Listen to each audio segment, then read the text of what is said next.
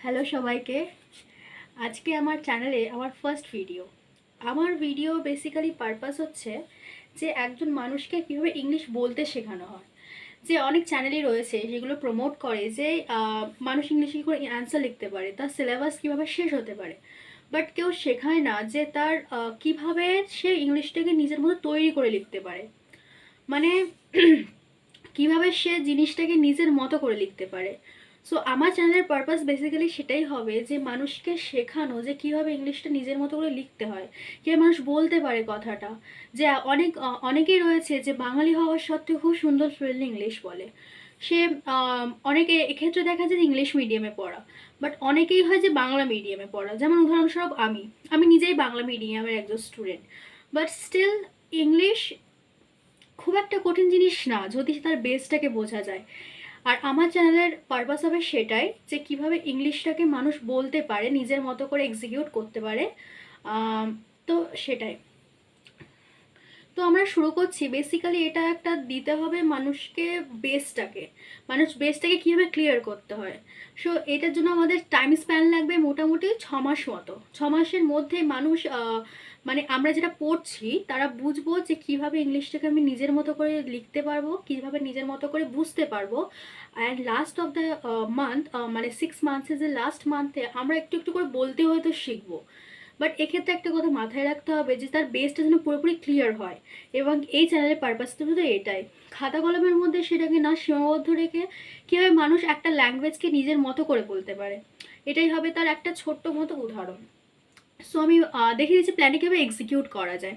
So first of all আমরা time নিয়ে নিচ্ছি 6 মান্থসের জন্য। 6 মান্থস, এই 6 মান্থসের মধ্যে আমরা শিখবো ইংলিশের বেসিকটা। ইংলিশটা বলতে আমরা শিখবো, এমনকি এটাও বলা যায় যে ইংলিশটাকে আমরা একটু একটু করে বুঝে যে সামনের মানুষটা আমাকে কী বলছে সেটা বোঝার পর আমরা বুঝবো যে ইংলিশটাকে আমি কীভাবে এক্সিকিউট করব, আমি কীভাবে বলতে পারবো তার সমানভাবে। সেটা হচ্ছে এই 6 মাসের মধ্যে আমরা শিখবো। সুতরাং এই টাইম স্প্যানটাকে আমরা 3টে ভাগে ভাগ করে নেব, যেটার মধ্যে সম্পূর্ণ জিনিসটাই চলে আসছে। দেখা যাক, যেমন টাইম স্প্যান ধরে এটা ধরো পুরো 6 মাসের মধ্যে আমরা এটা ভাগ করব 3টে ভাবে। সো ফার্স্ট অফ অল এইটা হবে 3 মাসের মধ্যে সব থেকে বেস ক্লিয়ারিং একটা টাইম। এই 3 মান্থের মধ্যে আমরা শিখবো বেসটা, যে মানুষের বেসটা না ক্লিয়ার হলে সে যেমন একটা বড় কিছু তৈরি করতে পারে না, তেমন ইংলিশও এমন একটা জিনিস যে ক্ষেত্রে এই কথাটাও বলা যায় যে ইংলিশটা কিন্তু বাংলার থেকেও সোজা। এটা যারা বুঝেছে, যারা বলতে পারে, যারা বুঝতে পারে তারা সেটা বলবে, কারণ বাংলার মতো কঠিন ভাষা হয়তো আর নেই। সুতরাং এই 3 মাসের মধ্যে আমরা শিখবো এই যে ইংলিশের বেসটা। এই বেসের মধ্যে অনেক কিছু আসছে, যেমন এটাকে বুঝবো, আমরা আন্ডারস্ট্যান্ড করব ইংলিশটা কি হয়, এর সম্পূর্ণ গ্রামার কি কি আন্ডারস্ট্যান্ড করবো না, এর গ্রামাটিক্যাল পার্ট। এবার এটার মধ্যে অনেক কিছু আসছে। এবার এই যে নেক্সট 2 মান্থসের যে গ্যাপটাতে আমরা এটাতে শিখবো হাউ টু রাইট ইংলিশ। মানে এটাতে আমরা বুঝবো, শুধুমাত্র আন্ডারস্ট্যান্ড করবো। ফার্স্ট স্টেজে আমরা শুধু আন্ডারস্ট্যান্ড করবো, সেকেন্ড স্টেজে আমরা লিখতে শিখবো যে কিভাবে লেখা হয়।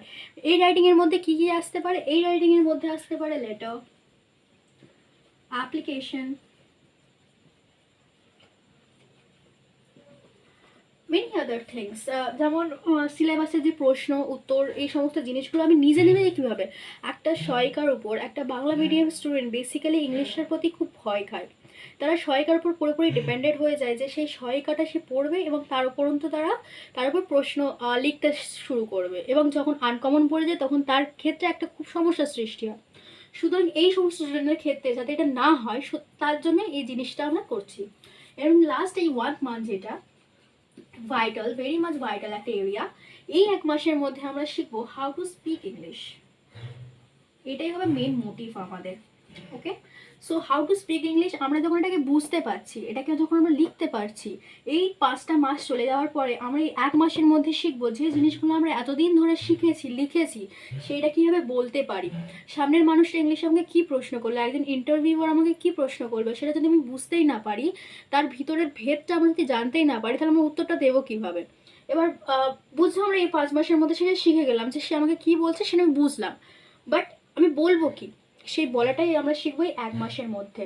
এটা খুব ভাইটাল একটা পার্ট হবে, যে এই 5 মাসের ক্লাসটা পুরোপুরি দেখতে পারবে সে কিন্তু এটা বুঝতে পারবে, বাট এটা একদিনে হয় না। এটা কোনো ট্যাবলেট নয় যে একদিনের মধ্যে আমি খেয়ে নিলাম আমি শিখে গেলাম পরের দিন থেকে ইংলিশ, নট লাইক দ্যাট।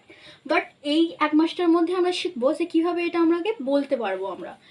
এবং এই ক্ষেত্রে একটা বলি যে এবার কেউ বলবে হয়তো 6 মাস পরে আমি কি পুরোপুরি ইংলিশের একদম মাস্টার হয়ে যাবো যে আমি সব কিছু বলতে পারলাম, সব কিছু বুঝতে পারলাম? না, ইংলিশ হচ্ছে একটা লিটারেচার। যেমন মানুষ সারা জীবন বলেও, একজন বাঙালি সারা জীবন কথা বলেও সব কিছু করে বাংলা সারা জীবনেও শিখতে পারে না, ইংলিশও এমন একটা যে যত দিন যাবে, যত দিন গড়াবে, চেঞ্জিং লাইফস্টাইলের সঙ্গে সঙ্গে এর